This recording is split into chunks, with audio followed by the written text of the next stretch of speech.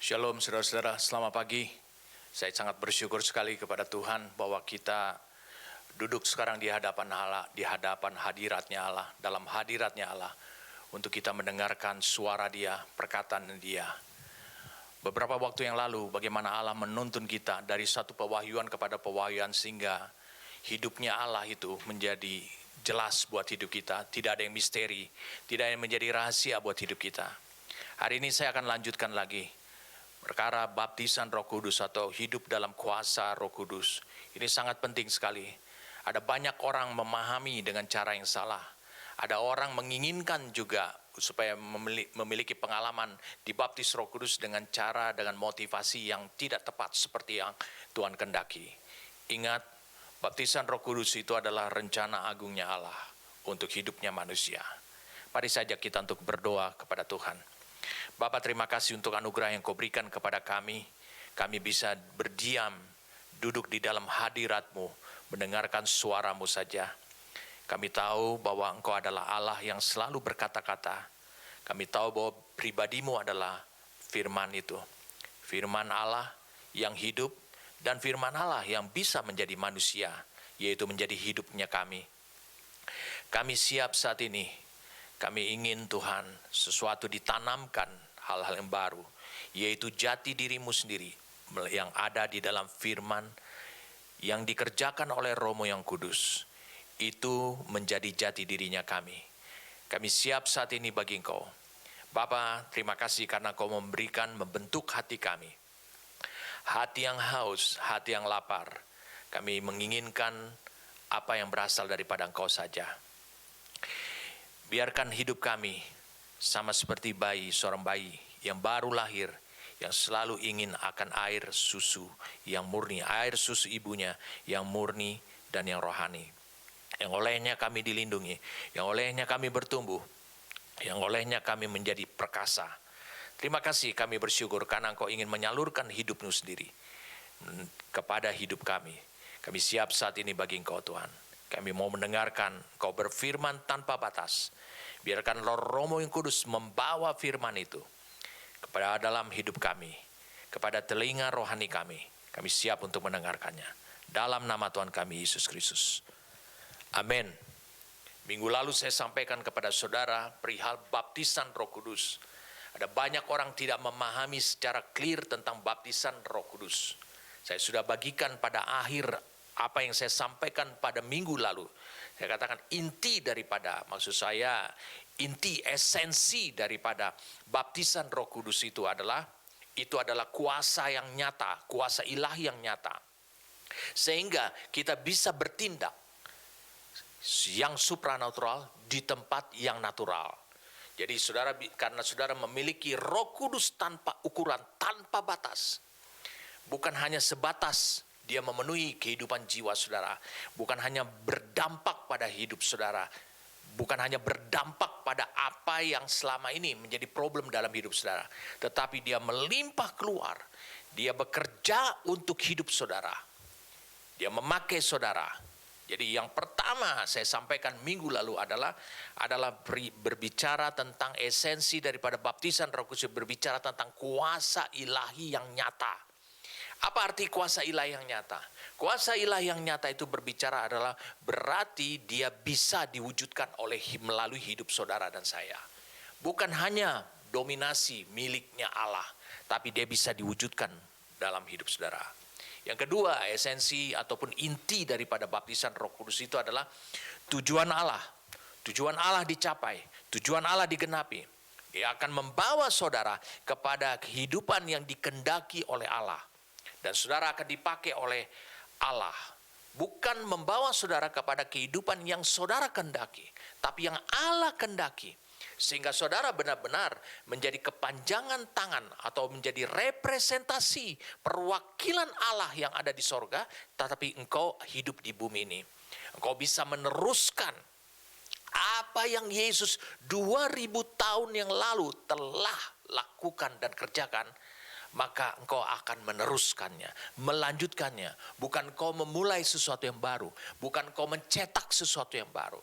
Jadi ini berbicara tentang tujuan Allah tergenapi Saya ulangi, tujuan Allah tergenapi melalui hidup saudara.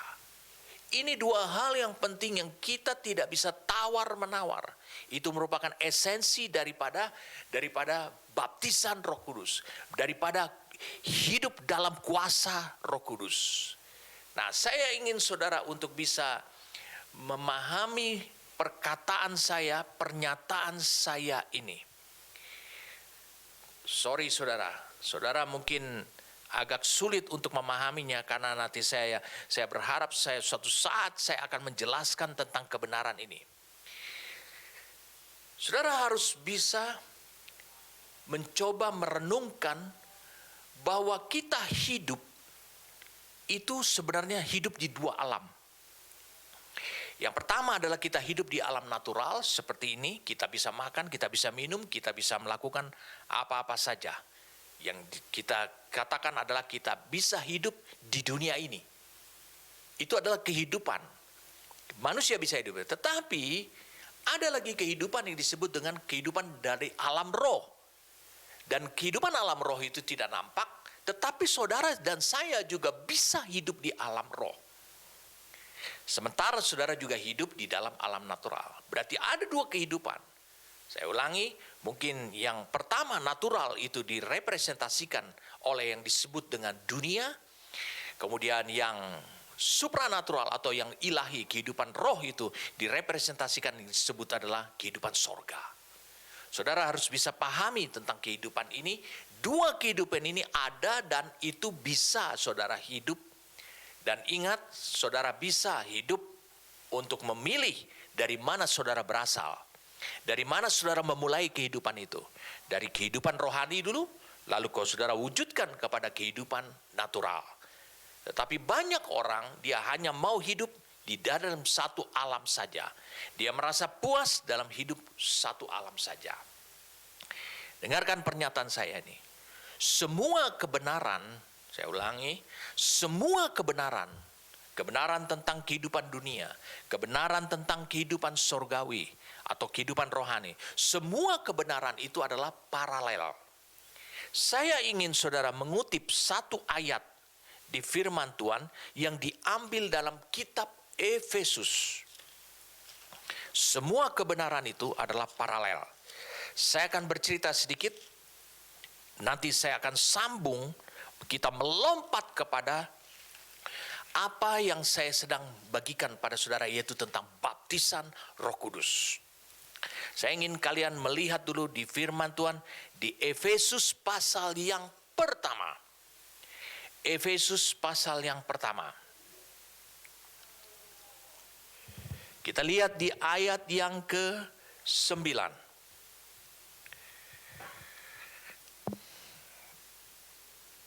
Dikatakan demikian, sebab Allah telah menyatakan rahasia kehendaknya, rahasia keinginannya dia kepada kita sesuai dengan rencana kerelaannya, yaitu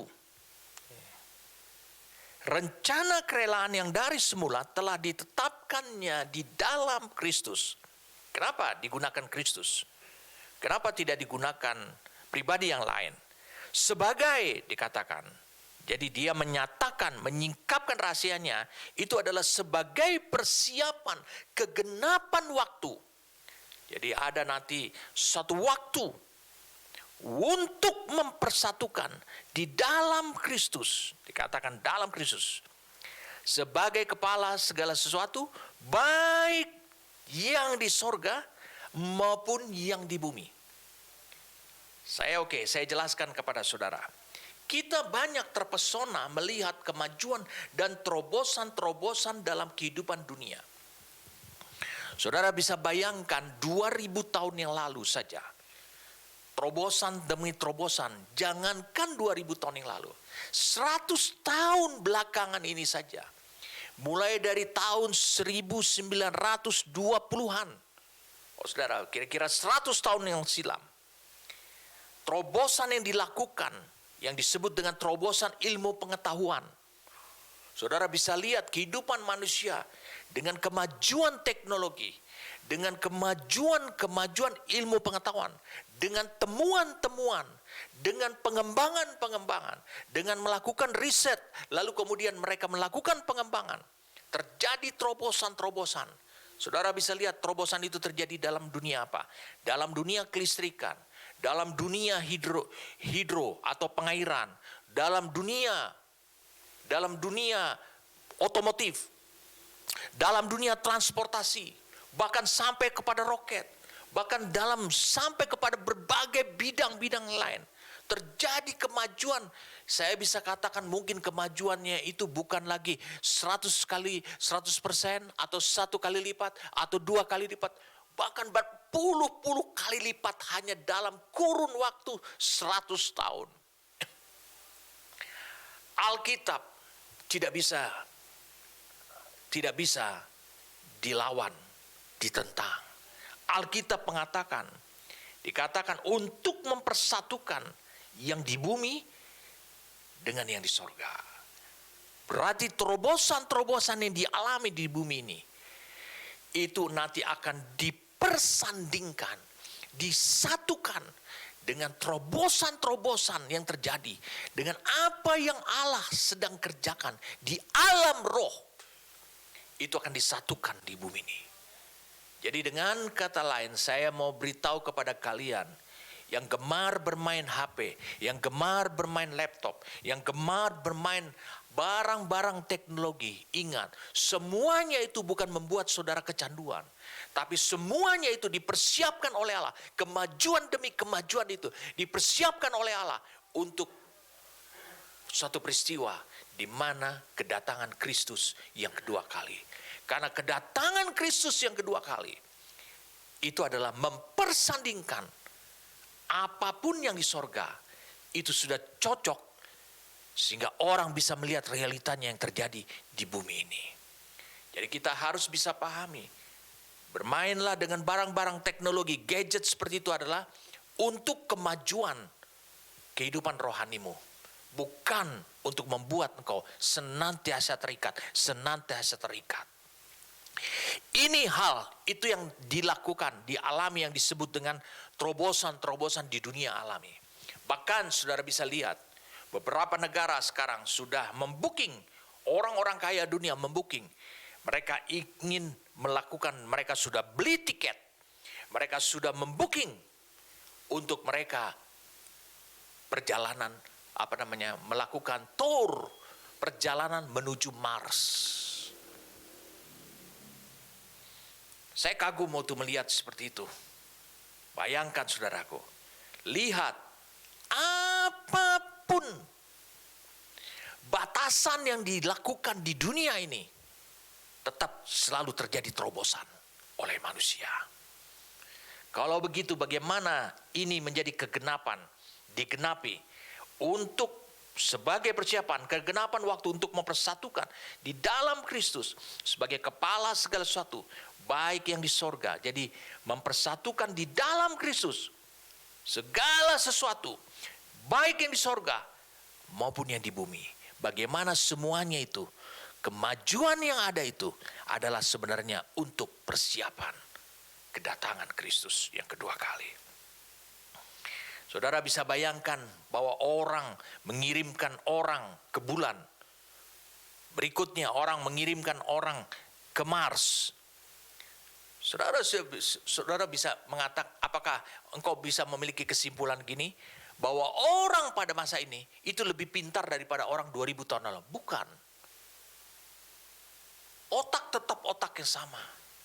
Dalam penelitian otak manusia ya itu saja. Unsur yang di dalamnya itu saja. Tapi ini yang disebut dengan ledakan ilmu pengetahuan yang kita kenal dengan istilah adalah terobosan. Mungkin disebut adalah terobosan dalam bidang iptek. Tapi saudara harus bisa pahami, otak manusia itu adalah tetap sama. Tetapi pikiran mereka, pemahaman mereka bisa menyingkapkan misteri demi misteri yang sebenarnya sudah ada dikandung dalam setiap zat, setiap kegerakan daripada revolusi daripada bumi ini. evolusi daripada bumi. Mereka hanya menemukan misteri rahasia itu. Itu sebabnya mereka hidup mulai melakukan terobosan demi terobosan. Ini sangat penting dan sangat mendasar buat hidup saudara. Saya ingin beritahu pada saudara, kehidupan saudara di dalam Tuhan pun juga, saudara memiliki dua pendengaran. Yang disebut adalah pendengaran jasmani, saudara bisa mendengarkan suara melalui gelombang suara yang dipantulkan kepada daun telinga saudara, dan saudara bisa mengetahui apa yang dikatakan orang, suara itu bernada seperti apa. Tetapi engkau juga memiliki yang disebut dengan telinga rohani. Berarti ada satu alam yang disebut dengan alam rohani. Nah, saudara harus bisa pahami. Dengarkan saya. Setan mengizinkan kita untuk terus mengalami terobosan demi terobosan di dalam kehidupan dunia alamiah. Tetapi tidak di dalam dunia rohani kita. Oleh karena apa? Oleh karena dia ingin mencegat. Sebab ketika Kristus datang untuk kedua kali, itu adalah menjadi hari bencana buat setan. Saya ulangi, hari bencana buat setan. Jadi saudara bisa lihat, saya ingin saudara bisa mengutip kembali lagi Kejadian 1 ayat 26. Iblis mempelajari kalimat ini. Iblis memahami kalimat ini. Kejadian 1 ayat 26. Mari kita lihat ayat ini. Kejadian 1 ayat 26. Berfirmanlah Allah, baiklah kita menjadikan manusia, dikatakan menurut gambar yang sesuai, supaya mereka bisa menggambarkan yang sesuai dengan rupa kita, supaya mereka berkuasa atas ikan-ikan di laut dan burung-burung di udara dan atas ternak dan atas seluruh bumi dan atas segala binatang melata yang merayap di bumi. Perhatikan baik-baik. Saya sudah sampaikan beberapa waktu yang lalu. Kalau saudara tetap ingat, ayat ini kalau kita baca menurut terjemahan seperti ini saja, kita sulit untuk bisa memahami. Tapi kalau engkau baca dari Alkitab yang lain, itu lebih jelas, lebih tegas, memberikan misteri yang ada di ayat ini, itu menjadi tersingkap. Berfirmanlah Allah, dikatakan, baiklah kita menjadikan manusia, supaya mereka bisa, baiklah kita, di sini digambarkan adalah Bapa, Putra, dan Roh Kudus, menjadikan manusia yang bisa menggambarkan yang sesuai atau menggambarkan rupa kita yang maha kudus, yang maha kuasa, yang maha tinggi, supaya manusia bisa menggambarkan. Tidakkah engkau sampai bahwa Allah menciptakan manusia itu tanpa batas? Tidak ada, meskipun manusia memiliki unsur alamiah, tapi Allah memberikan kodrat di dalamnya. Itu adalah kodratnya tanpa batas. Manusia memiliki potensi tanpa batas. Kembali lagi, saya ingin sampaikan apa yang saya mau sampaikan hari ini, sehubungan dengan baptisan Roh Kudus. Dikatakan manusia supaya engkau berkuasa. Saya ulangi, supaya engkau berkuasa. Supaya mereka berkuasa. Kuasa mana yang Allah berikan supaya manusia tanpa batas? Tentu kuasanya dia sendiri. Tentu kuasa daripada roh Allah sendiri. Tentu ini berbicara adalah apa yang ada, kuasa apa yang ada pada Allah, itu harus di-sharingkan seperti itu. Sama seperti itu. Bukan yang mirip, tapi yang sama, yang ukurannya sama, yang kedahsyatannya sama, harus di-sharingkan ke dalam diri manusia. Ini yang membuat manusia menjadi manusia yang akan mengalami terobosan-terobosan, sehingga iblis tidak bisa menghalangi hidup saudara dan saya dengan batasan-batasan yang dibuat. Saudara harus bisa pahami apa yang saya maksudkan ini.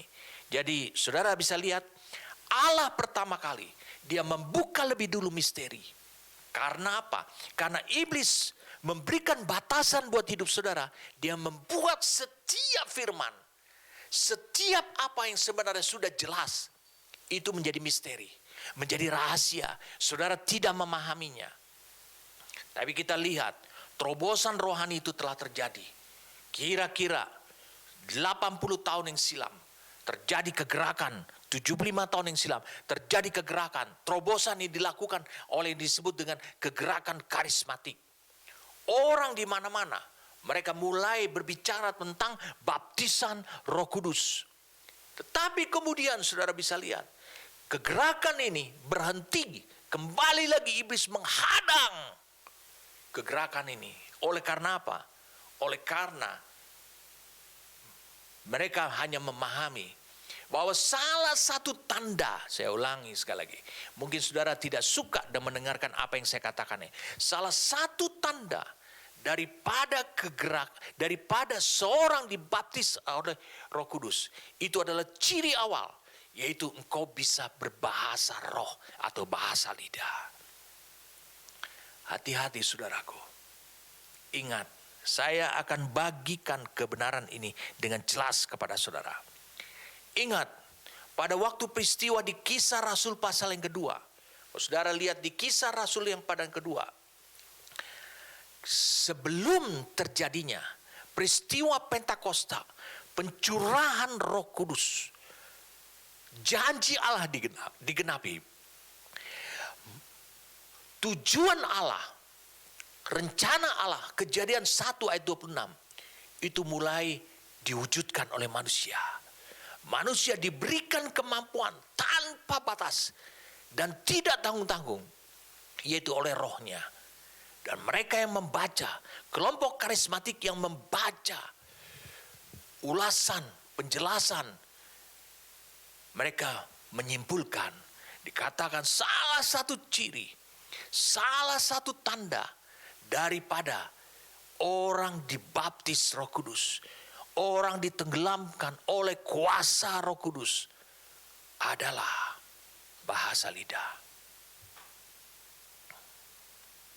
Itu sebabnya saudara bisa lihat, iblis berhasil untuk memberikan batasan lagi kepada hidup saudara.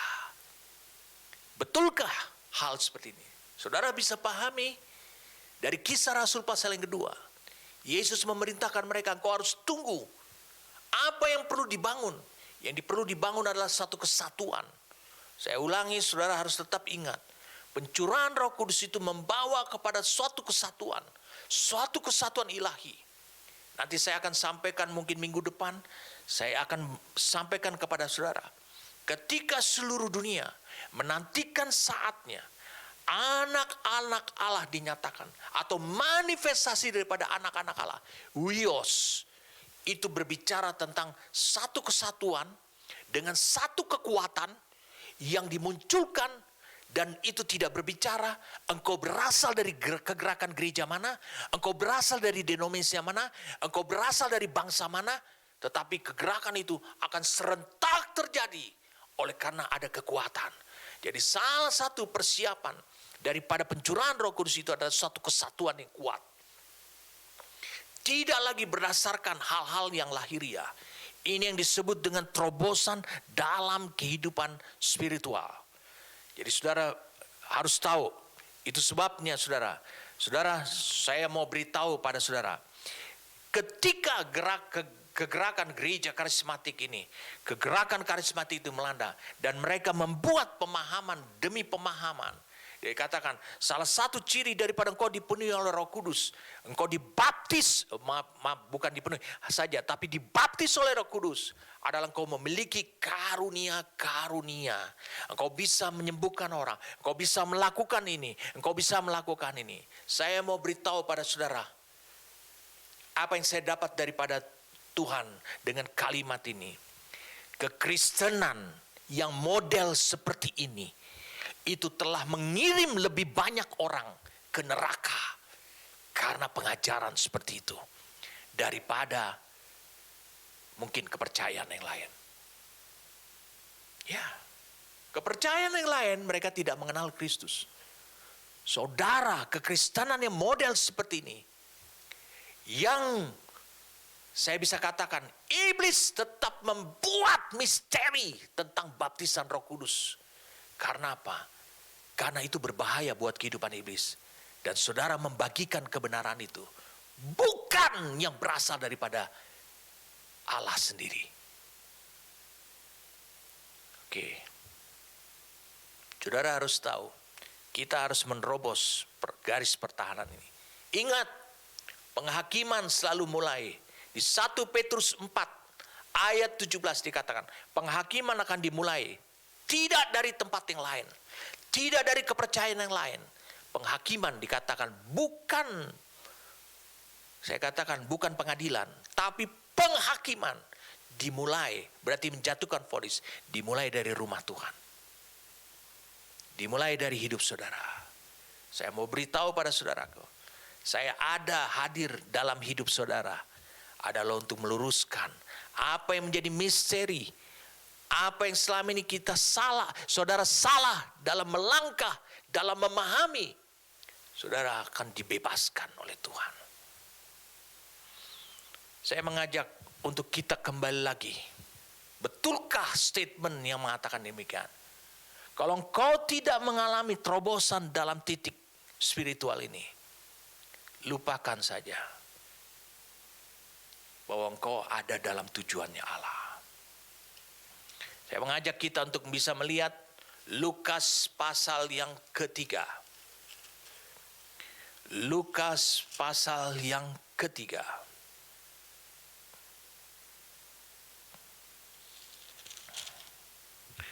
Lukas pasal yang ketiga.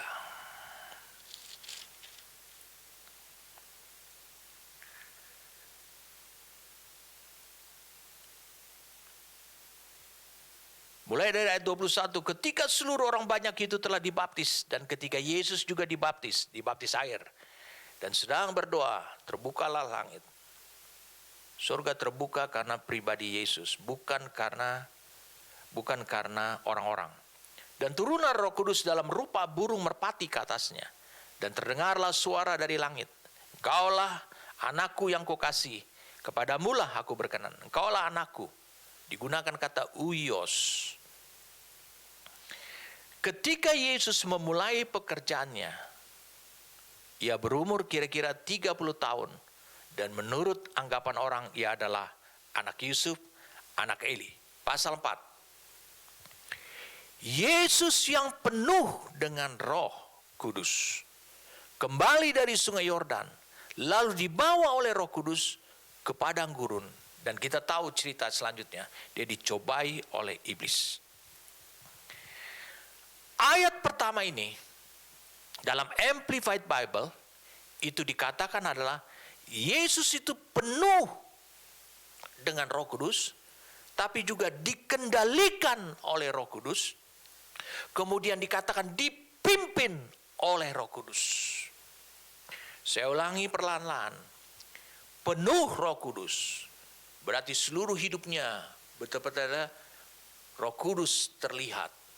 Roh Kudus nyata. Roh Kudus zat daripada Roh Allah itu ada. Seluruhnya. Tidak ada bagian yang masih kosong. Dia penuh dengan Roh. Lalu kemudian dia dikendalikan oleh Roh. Kenapa dia dikendalikan oleh Roh? Karena 30 tahun. Saya ulangi, 30 tahun. Dia dididik oleh satu keluarga yang takut akan Tuhan. Yang mendapatkan misi daripada Allah Bapa. Supaya dia dibangun dan diberi kepribadian yang disebut dengan Yesus menjadi juru selamat. Karena dia adalah anak Allah yang maha tinggi. Itu yang terjadi selama 30 tahun.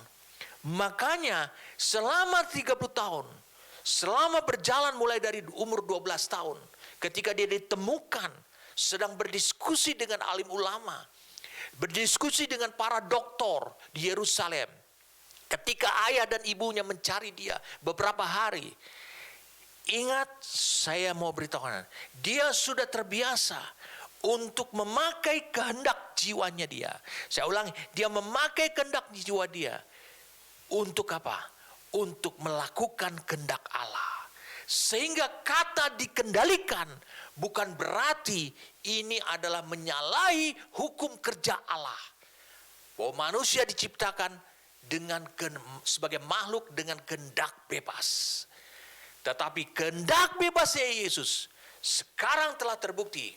Dia menyerahkan kehendaknya, dia mengambil kehendaknya dan mengambil keputusan untuk melakukan, untuk dikendalikan, untuk disetir oleh Roh Kudus. Ini tidak menyalahi, karena dia lakukan di masa dia bertumbuh, dia lakukan dengan sukarela. Itu adalah keputusannya. Jadi Yesus yang penuh dengan Roh, dikendalikan Roh, dia dipimpin, saya ulangi, luar biasa, dipimpin oleh Roh. Dicobai di padang gurun untuk dicobai oleh iblis. Itu adalah satu pernyataan yang klop. Dia memulai pekerjaan Allah. Salah satu pekerjaannya Allah diungkapkan dalam 1 Yohanes 3 ayat 8. Untuk itulah anak-anak Allah dimanifestasikan. Anak Allah yaitu Yesus untuk melenyapkan, menghancurkan segala pekerjaan iblis. Menghancurkan semua pekerjaan iblis.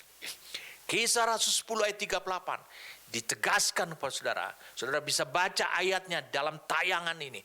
Kisah Rasul 10 ayat 38 dijelaskan bahwa Yesus dari Nazaret yang dipenuhi oleh Roh Kudus, diurapi oleh Roh Kudus, lalu kemudian diberikan kekuatan kuasa daripada Roh Kudus, berjalan keliling menyembuhkan semua orang yang sakit oleh karena ulahnya setan, ulahnya si jahat.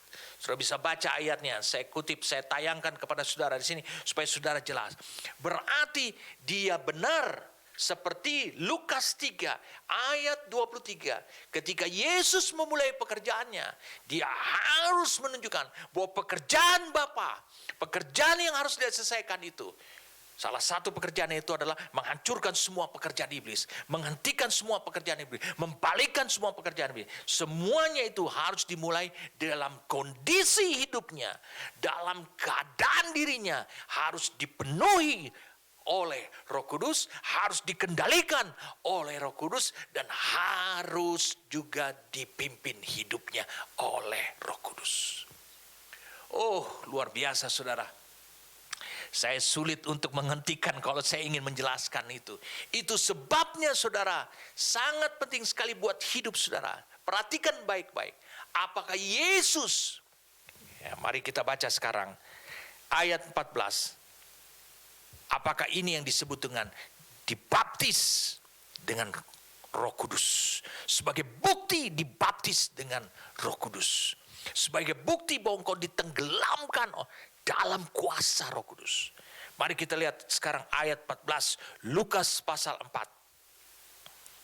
Saudara bisa lihat di dalam Alkitab, di dalam tayangan. Dalam kuasa Roh. Wow. Kalau bahasa Inggrisnya dalam New King James Version dikatakan, then Jesus returned in the power of the Spirit to Galilee. Kalau dalam bahasa Indonesia dalam kuasa Roh, kembalilah Yesus ke Galilea. Wow, luar biasa. Saya suka dengan ayat ini. Kalau New King James Version diterjemahkan, maka saudara akan mendapatkan seperti ini. Kemudian, maksudnya adalah setelah ayat 13, setelah dia mengalahkan kemenangan mutlak terhadap iblis. Kemudian Yesus kembali dalam kuasa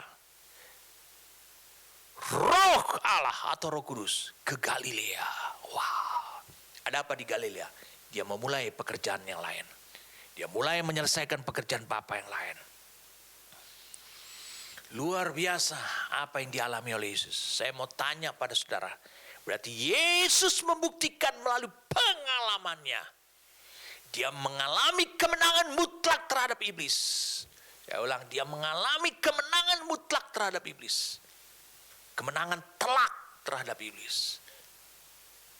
Itu karena dia dibaptis oleh Roh Kudus.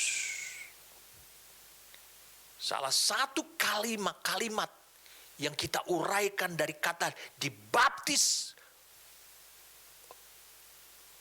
dalam Roh Kudus atau ditenggelamkan, dibaptis dalam kuasa Roh Kudus.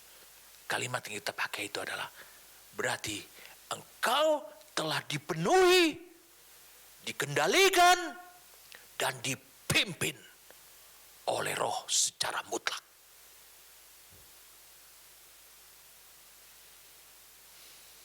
Saya mau tanya pada saudara, Yesus berbahasa lidah? Tidak. Yesus menunjukkan karunia-karunia? Tidak. Dia menyembuhkan orang, itu bukan karunia dia. Ada sebuah buku menulis kata-kata seperti kalimat seperti ini. Sebuah buku rohani dari seorang hamba Tuhan yang tidak terlalu dikenal. Saya pernah baca buku itu, tapi saya tidak pernah beli buku itu. Dikatakan bahwa Yesus memiliki 49 karunia. Ketika kita membacanya, kita diseret untuk kita terjebak. Yesus tidak pernah memamerkan karunia.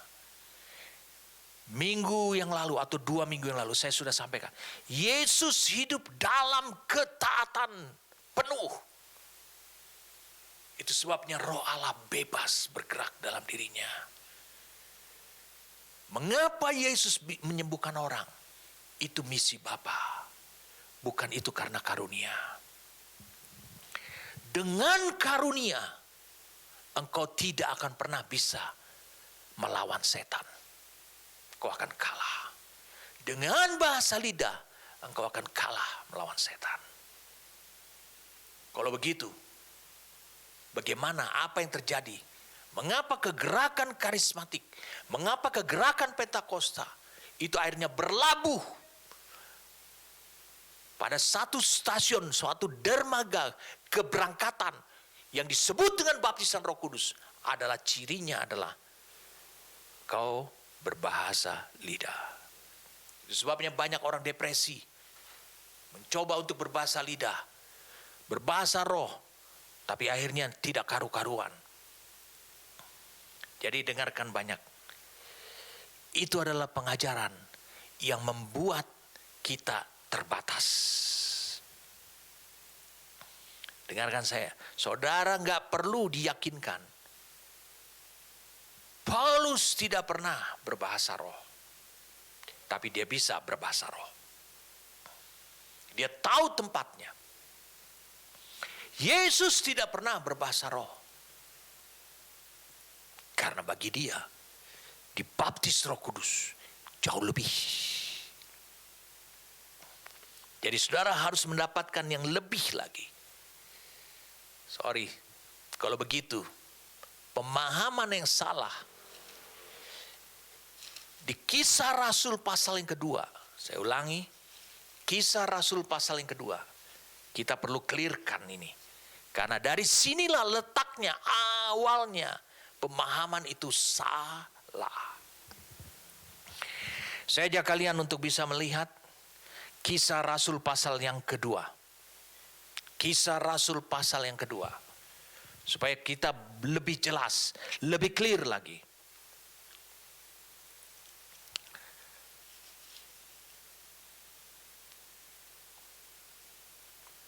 Oke? Sebelum mulai pasal yang kedua, saudara harus memulainya dengan pasal 1. Pasal 1 ayat 4. Pada suatu hari ketika ia makan bersama-sama dengan mereka, ia melarang mereka meninggalkan Yerusalem dan menyuruh mereka tinggal di situ menantikan janji Bapa. Yang demikian katanya, telah kamu dengar daripadaku. Sebab Yohanes membaptis dengan air, tetapi tidak lama lagi kamu akan dibaptis dengan Roh Kudus. Saudara siapkan sekarang pasal 2. Dengarkan saya. Yesus yang mengatakan kamu akan dibaptis dengan Roh Kudus. Kamu harus tunggu. Karena dia lihat murid-murid, para pengikut dia belum siap untuk bisa mengalami baptisan Roh Kudus. Mengapa Yesus mengatakan belum siap? Kamu harus tunggu di Yerusalem. Yesus harus bangun dulu ketaatan kepada mereka. Yesus tahu 43 hari yang lalu di Yerusalem Yesus dibunuh. Di Yerusalem semua para pengikutnya terancam. Tapi kemudian Yesus berpesan, kamu harus, saya ulangi, kamu harus menunggu di Yerusalem. Saya pakai Alkitab saya untuk menerjemahkan Kisah Rasul 1 ayat yang keempat. Saya lihat kalian semua belum siap untuk menerima kuasa ilahi yang nyata itu. Yang saya sudah jelaskan pada saudara di awal. Esensi daripada baptisan Roh Kudus. Kalian belum siap. Yang kedua kata Yesus, kalian saya lihat belum siap untuk tujuan Allah digenapi.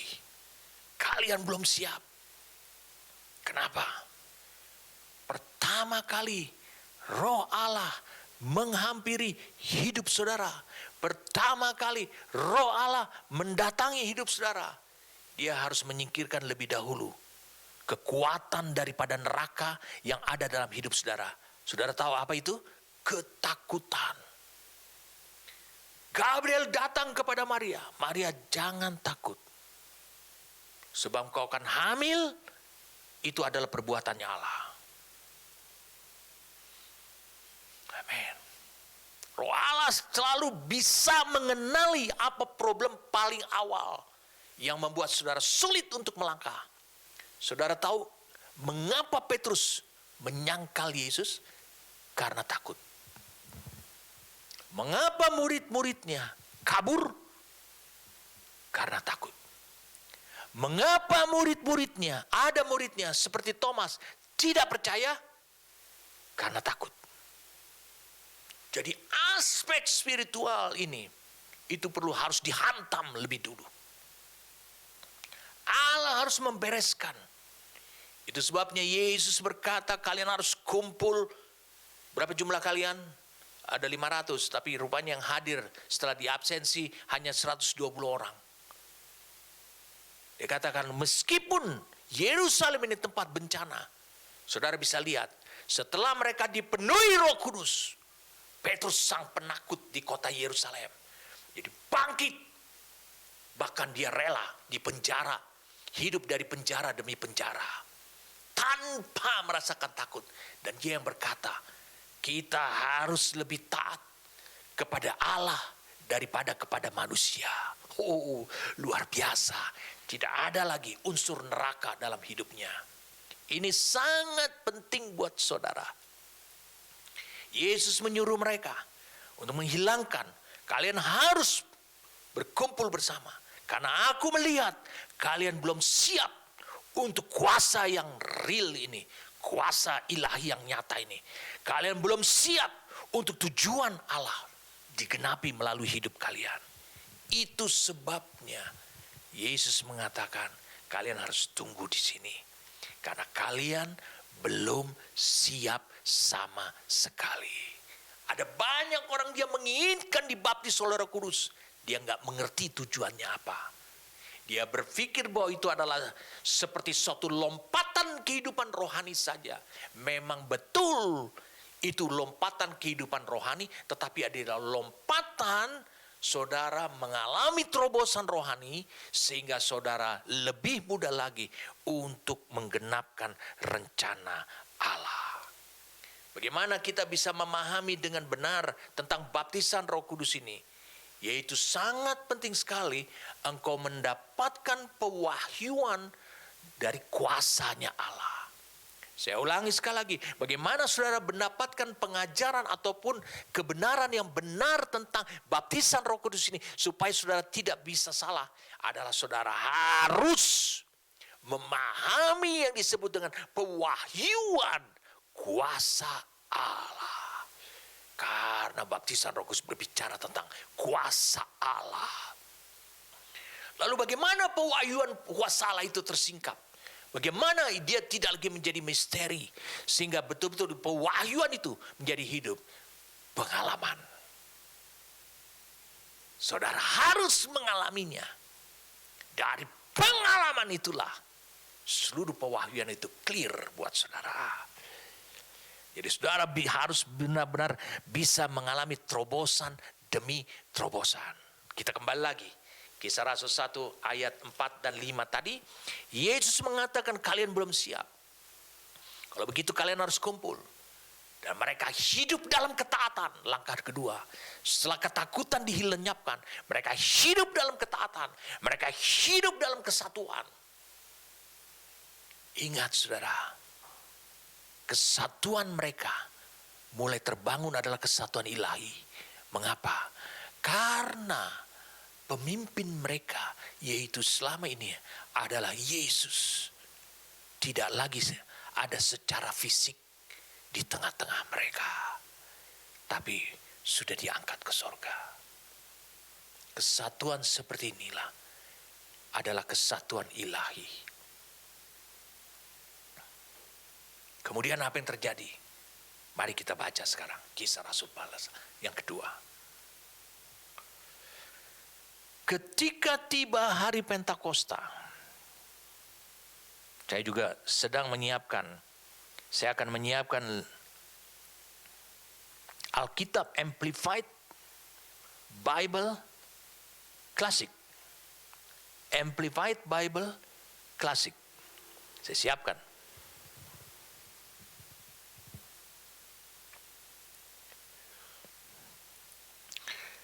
Ketika tiba hari Pentakosta, semua orang percaya berkumpul di satu tempat. Tiba-tiba turunlah dari langit suatu bunyi seperti tiupan angin keras yang memenuhi seluruh rumah di mana mereka duduk. Dan tampaklah kepada mereka lidah-lidah seperti nyala api yang bertebaran dan hinggap pada mereka masing-masing. Maka penuhlah mereka dengan Roh Kudus. Lalu mereka mulai berkata-kata. Penuhlah mereka dengan Roh Kudus. Lalu mulailah mereka berkata-kata dalam bahasa-bahasa lain. Seperti yang diberikan oleh Roh itu kepada mereka untuk mengatakannya. Kalau kau baca lebih lanjut, kita pembahasannya tidak perlu, tapi saudara bisa lihat. Waktu itu di Yerusalem diam orang-orang Yahudi yang saleh dari segala bangsa di bawah kolong langit. Lihat, ayat 7.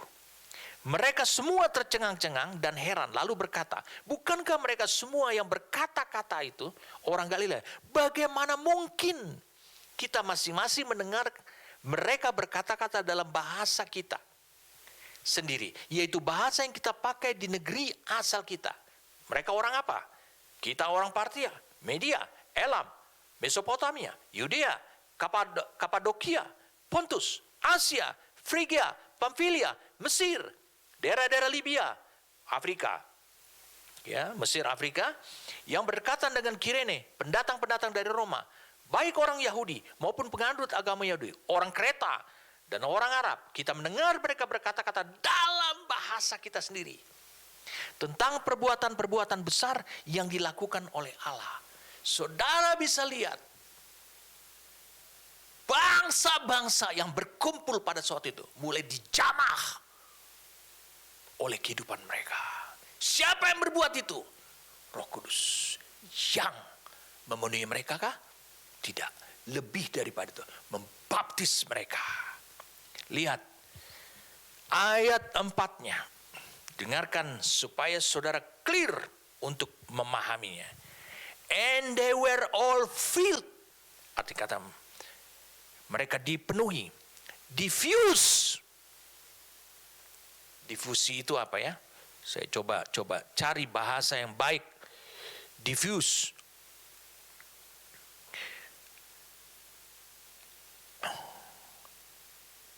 Seperti disebar. Ya, disebar kayak gitu. Dikatakan disebar. Saya berharap ada kalimat yang lebih baik lagi untuk memberikan pemahaman kepada saudara. Diffuse. Dihamburkan. Difusi, saudara mengerti difusi. Jadi dia kayak diserap kayak gitu. Ya. Dihamburkan, disebar. Oke?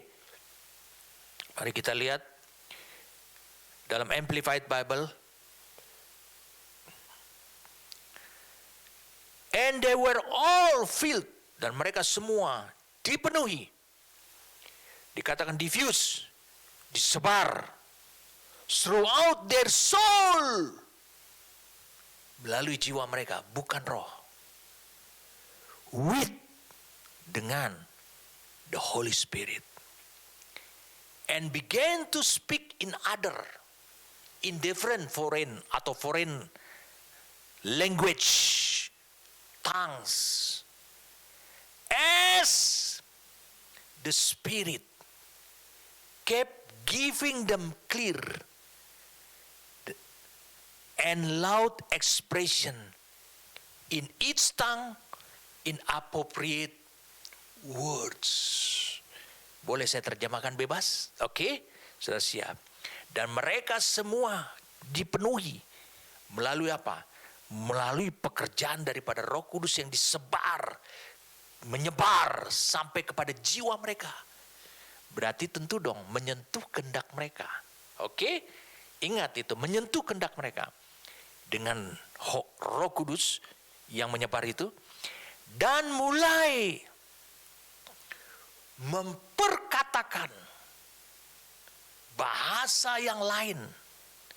Sebagaimana Roh Kudus memberikannya secara clear. Jadi bukan nggak jelas.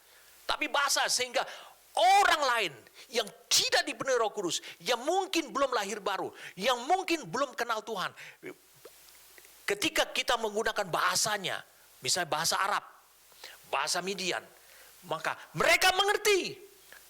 Orang ini sedang bercerita tentang perbuatan besar Allah. Baptisan Roh Kudus adalah memampukan saudara untuk saudara penetrasi, bersaksi kepada bangsa-bangsa. Ini dahsyatnya baptisan Roh Kudus. Oke, saya sedang mengklirkan, menghancurkan batasan yang selama ini ada di kepalamu dalam kehidupanmu. Dikatakan, as the Spirit kept giving them clear and loud expression in each tongue in appropriate words. Jadi mereka dipenuhi. Saya ulangi, penetrasi sampai melalui jiwa mereka oleh Roh Kudus. Dan mulai berbicara. Ingat, bahasa yang kau ungkapkan jelas seperti saya berkhotbah ini, itu lahir dari pikiran. Tapi pikiran yang sudah dijamah oleh apa yang berasal dari roh saya, dari roh Allah, sehingga bisa diatur. Ini yang terjadi. Dan mereka mulai berbicara dalam bahasa yang lain, seperti sebagaimana roh memberikan kepada dia. Saya ulangi, roh memberikan kepada orang ini. Saya ulangi, roh memberikan kepada dia. Utterance adalah kata-kata, ucapan-ucapan yang harus engkau ucapkan, yang harus engkau perkatakan. Wow, saudara bisa nangkap ayat 4 ini dengan keterangannya sampai ayat yang ke-11. Saudara bisa menangkap, mereka bukan hanya dipenuhi Roh Kudus, tapi mereka dikendalikan oleh Roh Kudus, dan mereka dipimpin untuk memperkatakan apa saja oleh Roh Kudus. Jadi baptisan Roh Kudus itu tetap konsisten, tetap sama. Apa yang dialami oleh Yesus itu juga dialami oleh 120 orang murid-murid Tuhan. Dan berlaku sampai hari ini. Ciri daripada engkau dibaptis, telah dibaptis oleh Roh Kudus. Ciri daripada berarti engkau telah dipenuhi seluruh aspek dalam kehidupanmu. Roh, jiwa, dan tubuhmu terlihat peranan penuh daripada Roh Kudus. Dan engkau juga dikendalikan oleh Roh Kudus. Dan yang terakhir, engkau dipimpin oleh Dia. Engkau memperkatakan apa, dengan bahasa apa. Karena di sini tidak ada duplikasi. Yang satu berkata dengan bahasa ini, lalu yang ini juga sama-sama mengungkapkannya dengan bahasa yang sama. Misalnya, maksud saya, ketika 2000 tahun yang lalu saya mengalami baptisan Roh Kudus, saya ada di sana misalnya. Lalu kemudian saya berbahasa Arab, lalu kemudian yang lain juga berbahasa. Lalu, wah ini khotbah bisa bingung. Tapi semuanya memiliki keteraturan. Itu sebabnya kesatuan telah dibangun lebih dulu. Saya ulangi, kesatuan telah dibangun lebih dulu. Oh, luar biasa sekali Tuhan. Sekarang clear buat kita. Bahasa lidah bukan lagi indikasi bahwa saudara dipenuhi oleh atau saudara dibaptis oleh Roh Kudus. Minggu lalu saya sudah sampaikan pada saudara. Engkau yang belum dipenuhi oleh Roh Kudus, engkau yang baru mengalami lahir baru, engkau telah memiliki, diberikan anugerah oleh Tuhan, bisa berbahasa roh. 1 Korintus pasal 14, ayat 2, saya sudah sampaikan pada saudara. Siapa yang berkata-kata dengan bahasa roh, tidak berkata-kata kepada manusia, tetapi kepada Allah. Sebab tidak ada seorang pun yang mengerti bahasanya. Oleh roh ia mengucapkan hal-hal yang rahasia. Sebab tidak ada seorang pun yang mengerti bahasanya. Sebab tidak ada seorang pun yang mengerti bahasanya. Kalau di Kisah Rasul 2 ayat 4, mereka mengerti mengapa orang-orang Galilea ini berkata-kata, berbahasa-bahasa dengan memakai bahasa asal kita. Bukankah mereka orang Galilea? Kenapa? Karena mereka hidup dalam ketaatan. Mereka telah menyerahkan kehendak mereka, mengambil kehendak mereka untuk memutuskan. Saya ulang, untuk memutuskan. Untuk mengikuti apa yang Roh Kudus kerjakan dalam hidup mereka. Apa yang Allah mau kerjakan dalam hidup mereka. Itu yang disebut dengan dikendalikan. Sekarang saudara sudah menjadi jelas. Berarti bahasa roh bukan indikasi bahwa saudara sudah dipenuhi oleh Roh Kudus. Tapi saya bisa katakan bahasa roh itu adalah indikasi berarti saudara telah lahir baru. Bahwa Roh Allah mulai berperan dalam hidup saudara. Itu merupakan gambaran yang lebih jelas tentang bahasa roh. Saya suka sekali dengan ayat ini. They were filled, dipenuhi, diffuse throughout their soul. Jadi difusikan, terjadi difusi. Orang-orang yang mengerti tentang ilmu fisika akan memahami kepada jiwa, bukan roh. Jiwa mereka terjadi penetrasi. Pikiran mengalami jamahan, perasaan melalui jamahan, kehendak juga mulai jamahan. Tapi tetap saudara adalah tetap makhluk ciptaan Allah dengan kehendak bebas. Sehingga akhirnya ketika saudara mulai berbicara menurut apa yang dikatakan, diberikan oleh ucapan-ucapan, kata-kata yang diberikan oleh Roh Kudus, berarti saudara mulai dikendalikan. Saudara menyerahkan kehendak saudara untuk bersedia dikendalikan. Dan saudara tidak bisa menentukan. Kenapa? Kau berbahasa Arab, kata Tuhan. Kau berbahasa Arab, aku berikan kata-kata Arab. Tentu engkau tidak akan mungkin pada saat yang bersamaan engkau berkata dengan bahasa Media, bahasa Partia, bahasa Elam, atau bahasa Mesopotamia, atau Mesir, atau Libya. Tidak mungkin. Berarti mulai Roh Allah memimpin kau.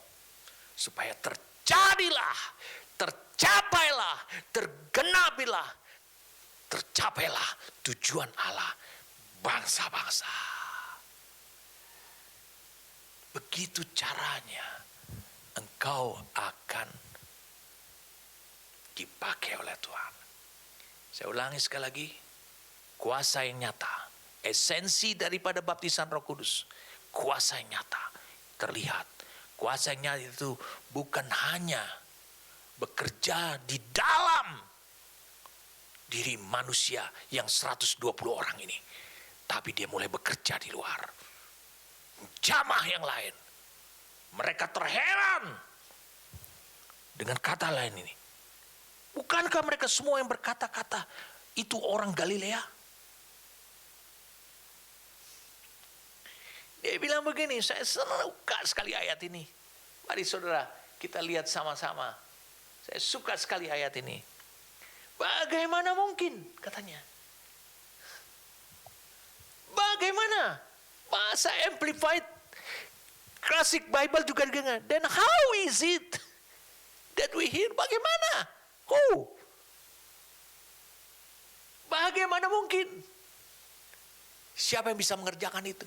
Mereka nggak pernah pergi ke kursus bahasa Media, bahasa Elam, bahasa Kapadokia. Terlalu banyak. Habis waktu mereka hanya kursus bahasa ini. Karena bahasa yang disebutkan di sini itu bahasa yang berbeda-beda. Tapi begitulah caranya.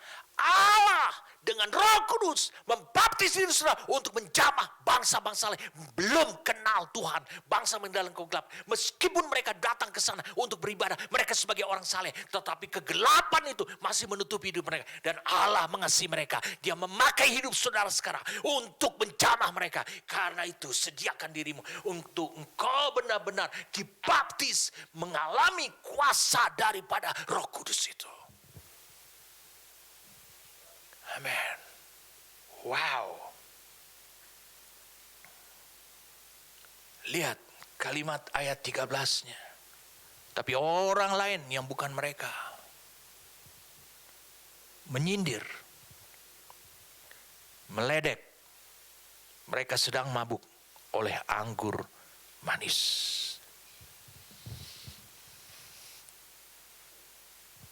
Ketika hidupmu hidup secara supranatural dipakai oleh Allah, jangan kau berpikir semuanya akan terkagum melihat engkau.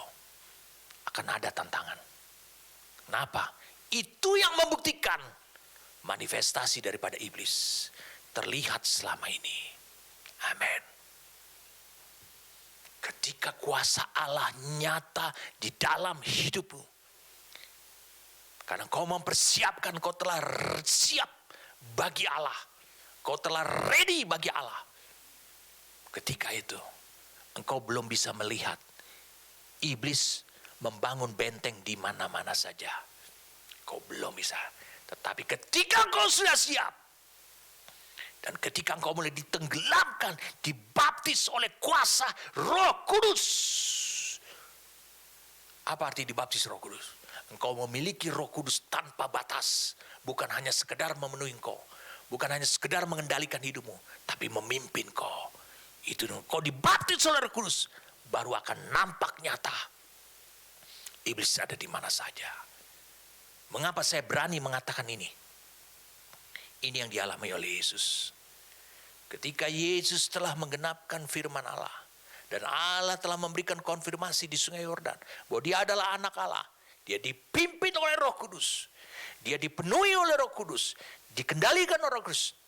Dia dipimpin oleh Roh Kudus. Ke padang gurun untuk dicobai oleh iblis. Saudara bisa pahami. Iblis mulai menampakkan diri. Dan pernyataan yang pertama kali yang iblis katakan, yang iblis ungkapkan kepada Yesus, jika engkau anak Allah. Saya ingin saudara melihat kembali Kisah Rasul 2 ayat yang ke-5 dan ke-6 ini. Waktu itu di Yerusalem, diam orang-orang Yahudi yang saleh dari segala bangsa di bawah kolong langit ini. Mereka datang ke Yerusalem dengan fanatiknya hanya untuk merayakan hari Pentakosta. Mereka dengan fanatiknya. Mereka menghabiskan biaya banyak sekali. Mereka hidup dalam kesalehan. Mereka hidup dalam ketaatan akan aturan-aturan sebagai orang-orang saleh. Mereka hidup seperti itu. Tentu dong, mereka yang berasal dari Mesir, mereka yang berasal dari Libya, mereka telah mempelajari bahasa Libya. Tapi mereka menemukan orang-orang yang bisa berbahasa mereka ketika terjadi pencurahan Roh Kudus. Tentu mereka akan kembali ke negeri asal mereka sebagai orang Yahudi. Dan tentu negeri mereka tidak akan sama lagi. Allah tahu bagaimana saatnya memanifestasikan hidup saudara. Saya ulangi, memanifestasikan hidup saudara. Mari saya ingin beritahu kepada saudara hal yang tersembunyi. Saya ulangi, hal yang tersembunyi. Saya ulangi, roh saya menyala-nyala untuk mengatakannya. Hal yang misteri buat hidup saudara. Selama ini yang saudara tidak pernah tahu. Apa yang dikandung, apa yang ada di bangsa-bangsa, apa yang ada di orang-orang seluruh muka bumi ini, apa yang ada pada diri mereka. Engkau tidak pernah tahu itu. Saya boleh katakan ini kepada saudara, oke? Saudara siap untuk mengatakan, untuk melihatnya? Dikatakan di ayat Roma 8, ayat yang ke-18. Roma 8 ayat 8. Kita mulai dari ayat yang ke-18.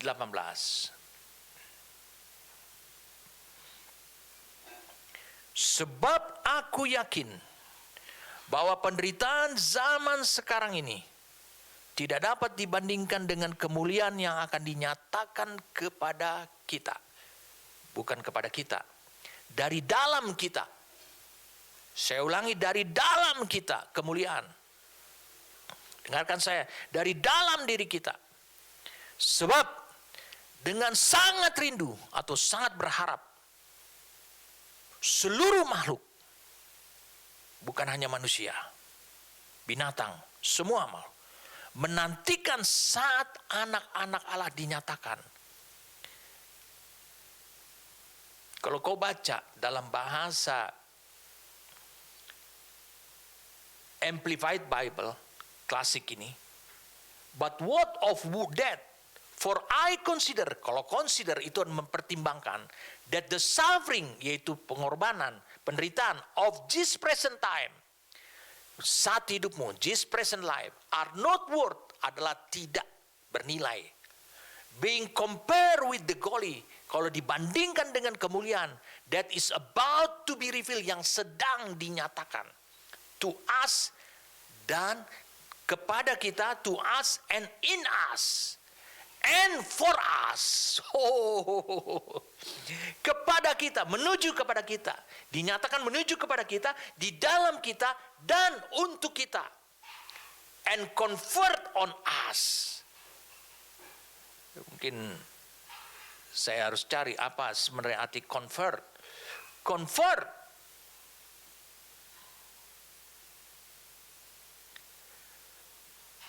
Convert dianugerahkanlah, seperti dianugerahkan. Convert dianugerahkan. For, ayat 19, even the whole creation, all nature, semua yang natural, semua ciptaan, itu waits expectantly and long, rindu, berharap, sangat, longs earnestly for God's sons to be made known. Dikenal, anak-anak Allah dikenal. Jadi dikenal anak Allah itu disebutkan waits for the revealing. Jadi menunggu sampai dinyatakan, dimunculkan keputraan mereka. Wow. Luar biasa, saya katakan. Dengarkan saya baik-baik saudara. Tadi saya sampaikan kepada saudara, engkau selama ini kau misteri, tidak pernah tahu. Karena baptisan Roh Kudus saja masih menjadi misteri buat engkau. Dan kau juga tidak pernah tahu apa yang terjadi di dunia saat ini. Engkau mudah terkecoh kepada tindakan-tindakan bangsa ini, negara ini, kaum ini, perbuatan mereka. Melakukan perang, melakukan penistaan, melakukan kekejaman. Engkau berpikir, itu yang harus menjadi perhatian kita. Kalau begitu saya harus memberitakan Injil dengan segera, supaya mereka cepat diselamatkan. Bukan. Kau harus bisa membaca kerinduan mereka, pengharapan mereka. Mereka tidak bisa menyebutkan sama seperti yang dikatakan oleh Alkitab. Saatnya mereka rindu dan berharap, saatnya, waktunya anak-anak Allah dimanifestasikan, muncul, dikenal melalui perbuatannya, melalui bukti-bukti hidupnya. Saudara harus tahu, itu yang kerinduan sekarang terjadi di dunia. Kalau di Amerika, di dunia barat, makin lama makin bobrok. Sebenarnya engkau harus tahu kerinduan mereka. Kerinduan mereka adalah, itu berbicara tentang waktu buat anak-anak Allah. Manifestasi daripada anak-anak Allah di seluruh dunia itu dinanti-nantikan oleh mereka. Dan Allah mengatakan demikian. Saya ulangi, Allah mengatakan dunia seperti ini. Dengarkan saya. Ini yang Allah nyatakan kepada saya. Jika Tuhan tidak menghancurkan kemuliaan dan kemegahan dunia ini dengan suatu gelombang baru, yaitu dengan gelombang baru ini adalah gelombang kemuliaan ilahinya, yaitu dengan Shekinah-nya, yaitu melalui Shekinah-nya ini ditampilkan melalui manifestasi yang baru dari Allah, yaitu tentang pewahyuan putranya Yesus. Itu adalah kemuliaan yang akan melanda seluruh muka bumi. Bagaimana itu belum terjadi? Allah akan memakai satu-satunya cara. Itu yang dikatakan kepada saya. Allah akan memakai satu-satunya cara. Bagaimana manifestasi pewahyuan daripada putranya itu akan melanda. Dan itu adalah sebagai kemuliaan yang akan melanda, menyapu bersih, menelan habis kemuliaan dunia ini yang sedang dihancurkan oleh Tuhan. Bahwa itu tidak lagi mulia dengan kemajuan teknologi, dengan dosa-dosa yang mereka lakukan. Tidak lagi, tapi akan muncul pemahaman yang clear tentang putranya Yesus. Dan mereka membutuhkan bagaimana caranya kemuliaan itu akan serentak, saya ulangi, serentak melanda seluruh dunia dalam kurun waktu, satu waktu yang sama. Sebab kalau Allah tidak lakukan seperti ini, maka dunia ini akan terhilang untuk selama-lamanya. Tapi Allah lakukan karena dia begitu besar kasihnya akan dunia ini, akan kehidupan. Lalu bagaimana caranya? Kemuliaan Allah serentak tentang putranya itu, pewahyuan putranya itu akan menjadi clear bagi seluruh dunia. Bagaimana caranya? Adalah akan dimanifestasikan melalui hidupnya anak-anak Allah yang tersebar di mana-mana, di bangsa-bangsa. Dalam serentak saudara memanifestasikan siapa dirimu. Engkau adalah uhiosnya Allah. Wow. Yesus di sungai Yordan disebut adalah engkau adalah uhiosku. Kepadamu aku berkenan. Mengapa? Karena engkau telah dipenuhi Roh Kudus, dikendalikan Roh Kudus, dan dipimpin Roh Kudus. Dengan kata lain, engkau ditenggelamkan dengan kuasa Roh Kudus. Kalau begitu, kapan waktunya? Saya ulangi, kapan waktunya anak-anak Allah ini dimanifestasikan di seluruh dunia? Kapan waktunya? bukan besok, bukan nanti. 2000 tahun yang lalu Allah telah menyatakan prosesnya seperti itu. Bangsa-bangsa mendengarkan penjelasan tentang perbuatan-perbuatan Allah yang besar, seperti yang dikatakan di Kisah Rasul 2 ayat yang 11. Mereka semua tercengang-cengang dengan sangat termangu-mangu sambil berkata seorang kepada yang lain, mereka mendengar berkata-kata, ayat 11, baik orang Yahudi maupun penganut agama, orang Kreta dan orang Arab, kita mendengar mereka berkata-kata dalam bahasa kita sendiri tentang perbuatan-perbuatan besar yang dilakukan Allah. Menurut saudara, perbuatan besar dilakukan Allah. Apakah Allah bercerita melalui rohnya yang kudus kepada 120 orang ini, bercerita tentang bagaimana Allah membelah laut Teberau? Bukan. Tentang Yesus. Siapa yang dipakai mulutnya? 120 orang. Kejadian 2000 tahun lalu akan terulang lagi sekarang. Itu sebabnya ini adalah masa dan waktunya anak-anak Allah dinyatakan, disingkapkan dan berperan nyata. Saudara tidak mungkin bisa berperan nyata tanpa engkau ditenggelamkan oleh kuasa Roh Kudus. Amin. Dahsyat sekali saudara. Kita tidak boleh keluar daripada apa yang sudah terjadi pada dirinya Yesus. Sebelum saya mengakhiri ini, perhatikan ini baik-baik. Minggu lalu saya sampaikan kepada saudara, mengapa Allah melakukan ini? Sangat penting membaptis Yesus sejak dari dalam kandungan. Membaptis Yesus sejak dari dalam kandungan. Memenuhi dia dengan rohnya. Memberikan rohnya untuk dimiliki oleh Yesus sejak dari dalam kandungan. Lalu kemudian Alkitab berkata, Yesus tidak memulai pekerjaannya, menyelesaikan pekerjaan Bapa sebelum dia dipenuhi, dia didapati, bahwa dia dipenuhi, dia dikendalikan, dan dipimpin oleh Roh Kudus. Mengapa? Karena Yesus, Allah Bapa, Roh Kudus, Putra, Firman melihat kepada hidup saudara.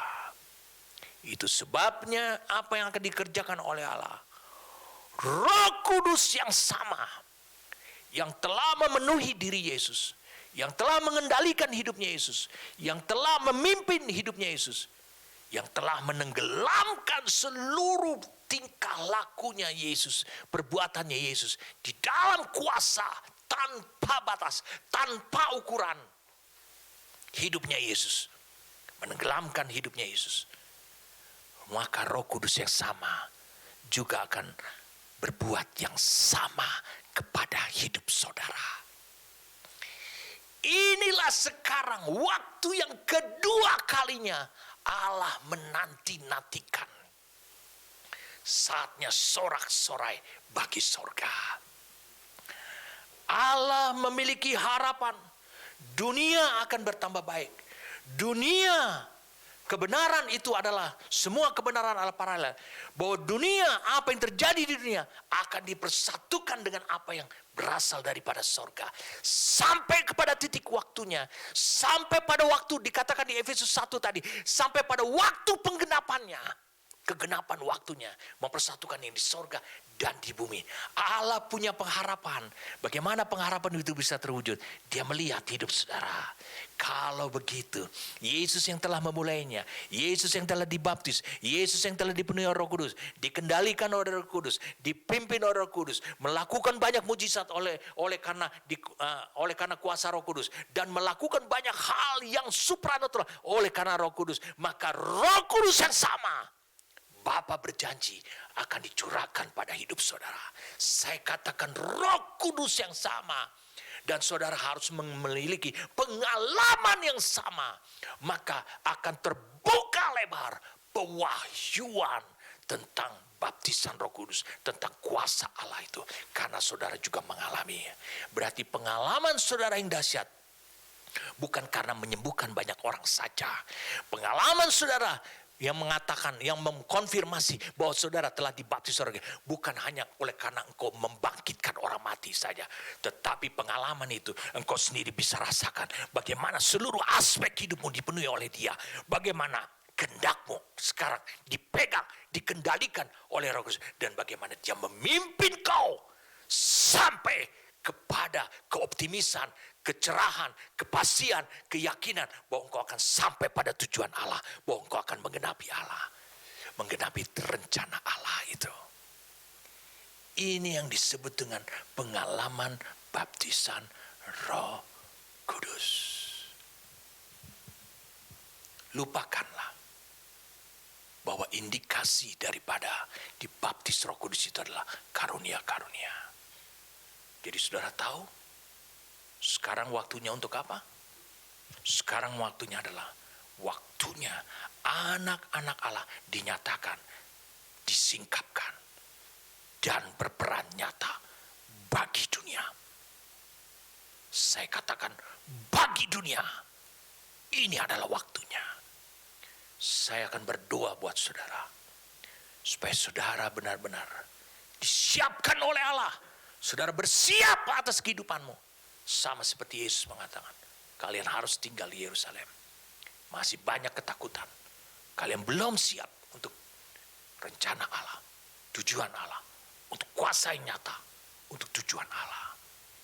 Ini yang Allah maksudkan dengan baptisan Roh Kudus, ditenggelamkan oleh kuasa Roh Kudus. Mari kita berdoa. Siapkan dirimu, saudaraku. Yesus telah menyiapkan ke-12 muridnya. Lalu dia dapati dia juga telah menyiapkan 5.000 orang. Tapi ternyata hanya tinggal 120 orang bersama dengan para muridnya yang siap, yang mau disiapkan untuk lebih lanjut. Sehingga mereka 120 orang ini, itu adalah merupakan orang pertama yang benar-benar telah siap. Dan mereka mulai menjamah bangsa-bangsa dengan mereka bersaksi. Jadi genaplah firman Tuhan yang di Kisah Rasul 1 ayat 8. Tetapi kamu akan menerima kuasa kalau Roh Kudus turun ke atas kamu, dan kamu akan menjadi saksiku. 120 orang. Dia berbahasa Arab, dia berbahasa Partia, dia berbahasa Mesopotamia, dia berbahasa yang dikenal. Dan mereka mendengarkan bahwa mereka orang Yahudi dari bangsa-bangsa ini mendengarkan mereka bercerita tentang perbuatan-perbuatan Allah. Mereka telah menjadi saksi Allah. Genaplah firman Tuhan yang Yesus katakan, Kisah Rasul 1 ayat 8. Tetapi kamu akan menerima kuasa kalau Roh Kudus turun ke atas kamu, dan kamu akan menjadi saksiku di Yerusalem dan di seluruh Yudea dan Samaria dan sampai ke ujung bumi. Bukan berarti saudara yang bergerak ke Yudea, bukan berarti saudara yang bergerak ke seluruh ujung bumi, tetapi Allah punya cara. Engkau akan menjadi saksinya, yaitu ada waktu di mana engkau akan dinyatakan, anak-anak Allah akan dinyatakan, disingkapkan dan berperan nyata, sehingga seluruh dunia akan melihat kemuliaan yang baru yang mereka harapkan.